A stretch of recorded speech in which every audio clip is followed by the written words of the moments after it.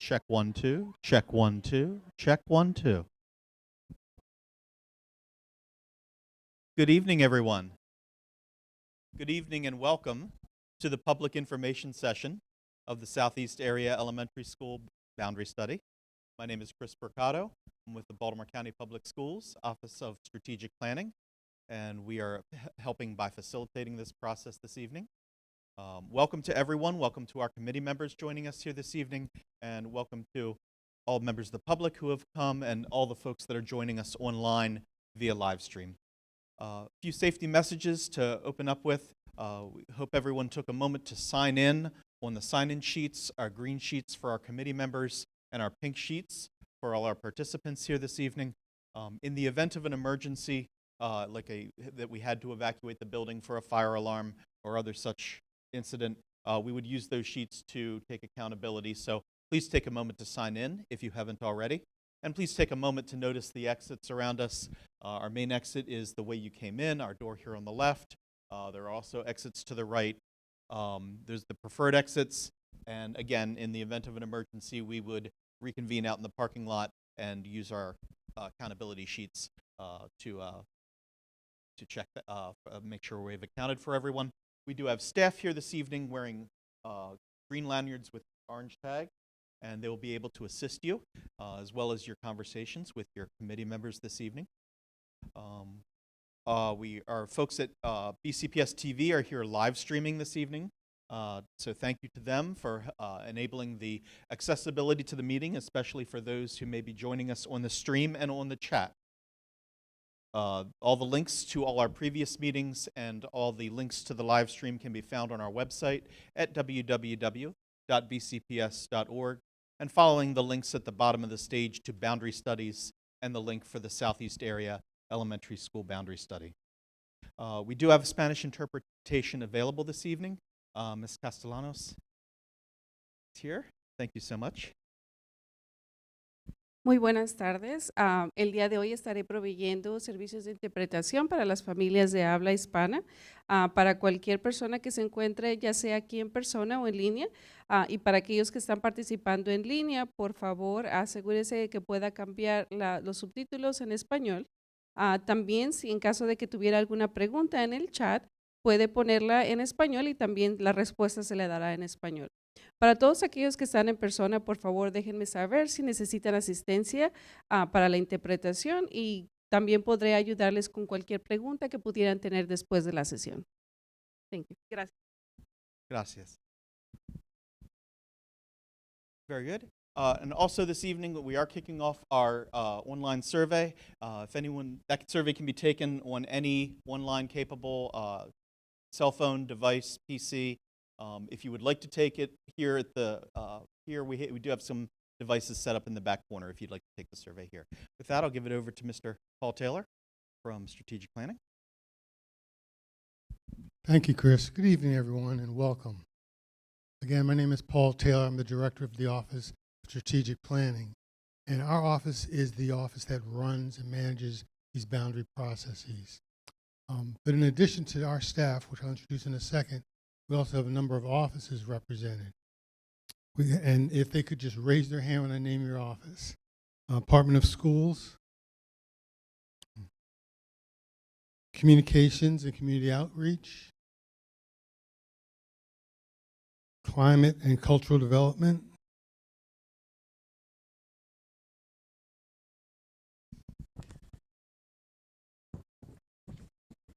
I don't remember who's here. Okay. Special Education, Transportation, and School Safety. Did I miss anybody?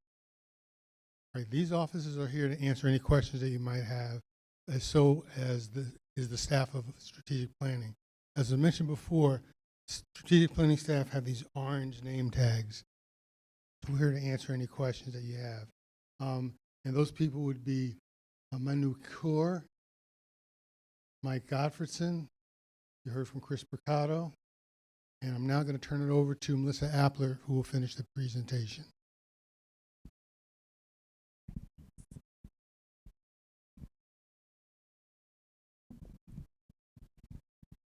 Good Good evening. My name is Melissa Appler, and I want to thank you all for attending this public information session this evening. The purpose of this meeting is really to give you an overview of the Boundary Study Committee's work to date. You'll have an opportunity to look at the draft options, review the data, and then to discuss with the committee or BCPS staff the options and provide any feedback, and they'll be there to answer any questions. As many have already said, there's an online survey that kicks off. We really encourage you to take this. The results of that survey are used by the committee in their final deliberations on what recommendation they make to the Board of Education. So the rationale for this study, the reason for this study is to look at the boundaries for Chase, Oliver Beach, and Seneca Elementary Schools. As of September 30th, 2024, both Chase Elementary School and Seneca Elementary School were over 100% utilization, while Oliver Beach is at 51% utilization. So the goal of this study is to balance the enrollment between these three participating schools.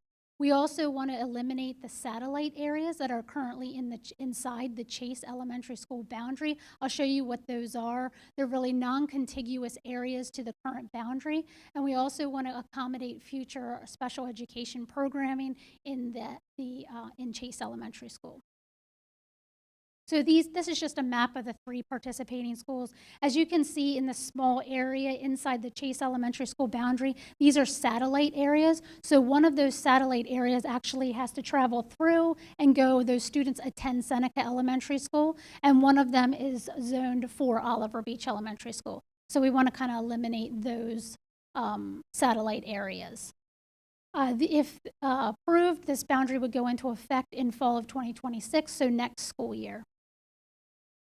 The whole boundary study process is guided by policy and Rule 1280.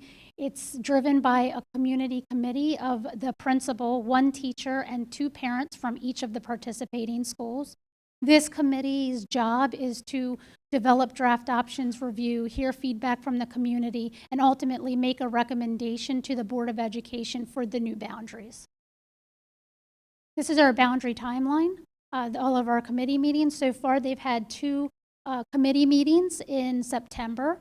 At that meeting, they nominated two options to bring to you, to the public, for feedback and comment, which we're here on October 22nd. They have two additional committee meetings scheduled after this to review your comments, the online comments, the survey results, to ultimately make that recommendation to the Board of Education.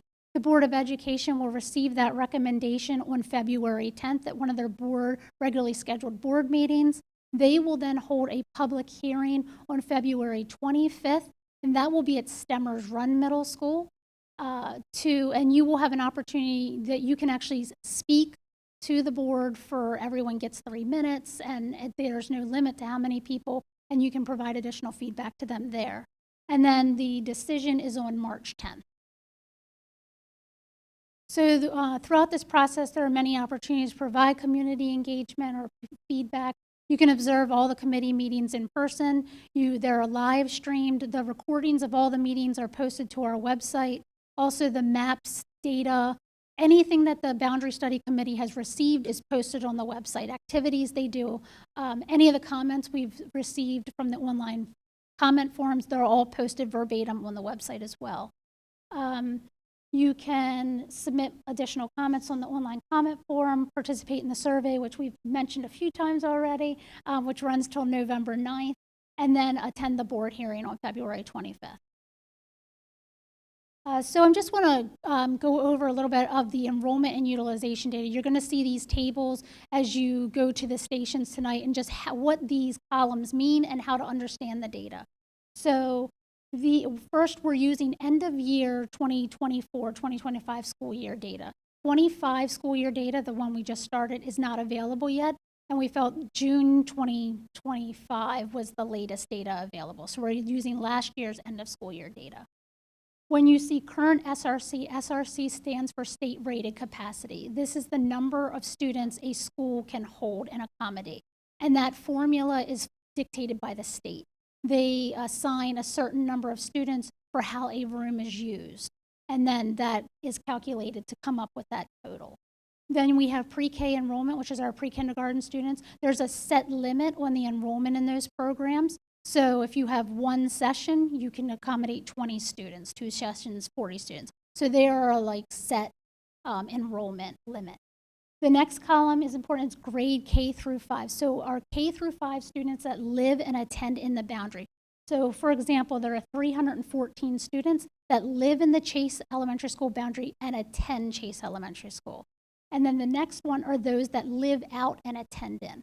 So in this example, there are 4 students that live outside of Chase's boundary but attend Chase Elementary School. That gives you your total enrollment, which is then used with the SRC to calculate the utilization. And I know I went through this fast, so we will be available when we're at the stations to answer additional questions. Now, this table represents modifications to the state-rated capacity and the enrollment for Chase Elementary School to accommodate the future programming. So in this, since we've changed the use of the rooms, the SRC is modified, and it's now 344 for the options, and that's how it's used in all the options. We've also added 30 additional students that were not in this boundary study for students that may attend the program from outside this study area. So this program may take students from different areas and different schools. So we've added 30 students, which brings their utilization to 111% to use in the study. Now, when you see the maps, understanding the maps, there's a thick black line around all of the schools. That's your current boundary. The way you see any boundary changes to look at the colors. So in any of the options, the black line will be the current boundary, and then you'll see the color movement, and that will show your option change. There's gray hash patterns. I don't know if you can see them here.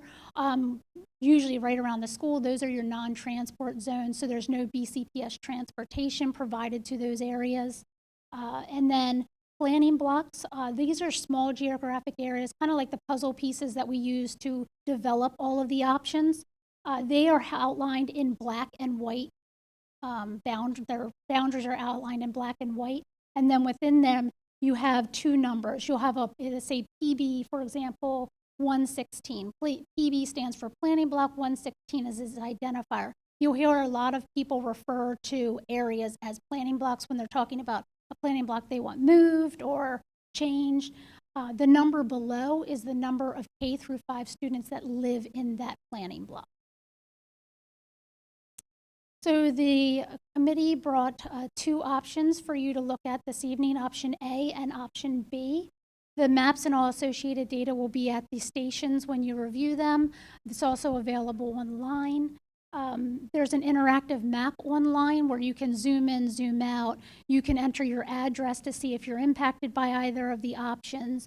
You can also look at other options that the boundary committee has reviewed previously, so it won't just be A and B, it'll be all the options that they've ever considered, and you can look at all those there. This is just a quick snapshot of the current boundaries. So draft option A, the areas changing are outlined in red here. There's a total of 164 students that are moved in this option. There's no students being taken out of the non-transport zone, and the satellite areas are eliminated. In this option, Chase and Seneca Elementary Schools are at 95%, and Oliver Beach is at 83% utilization. For option B, again, the change areas are outlined in red. 138 students are moved in this option. Number of non-transport, there's no impact on non-transport, and the satellites are eliminated again. In this option, Oliver Beach is at 99% utilization, and both Chase and Seneca Elementary Schools are at 88% utilization. When you visit the stations, you'll be able to see changes in demographic data. There's race, ethnicity, economically disadvantaged, and then you'll see ML. ML stands for multilingual learners. These are our second language learners, and you'll be able to see if how any of these statistics change throughout the different options. Also, there'll be data on feeder patterns. So there's no change to middle school or high school feeder patterns. So we're not changing the boundaries for those, but sometimes the percentages, if we're moving the elementary school, the percentages of students that are feeding to a middle school may change. The only school in this study that has a split feeder right now to middle schools is Seneca Elementary School. Currently, 17% of their students go to Middle River and 83% go to Stemmers Run. In the options, these change, those percentages vary on how that split is occurring at Seneca. This table shows student impact. The key things are the highlighted rows in this. They show how many students are moving. So for example, in option A, Chase Elementary School, there's 88 students that are currently at Chase Elementary School that moved to Oliver Beach. So it kind of gives you that breakdown of the movement by school, where they're from and where they're going.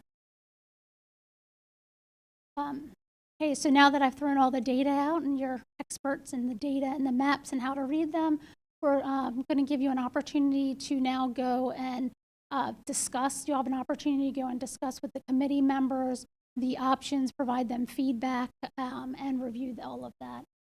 The public online, if you're at home online, you may also ask questions on the online chat. We have staff that is available to answer those questions. Anything that's asked in there we'll be putting into a transcript as well, so the committee members can see it and the public can see any feedback we heard online. Again, we encourage you to submit your online survey. All of these are used as tools for the committee in making their final decision. Our next meeting is November 19th, and that's where the committee will review all these results and make a recommendation, if they're ready, to the Board of Education. I want to thank everyone for coming out tonight, and you can now, we have a station here up front and one in the back, back there. We'll have committee members around to answer any questions you have. Okay. Thank you.